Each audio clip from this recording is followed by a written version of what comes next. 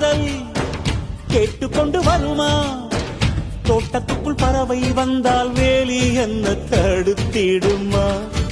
காதல் காட்டு செடி போலே கட்டளைகள் போடும் போதும் பூக்கள் பூக்க மறுத்திடுமா?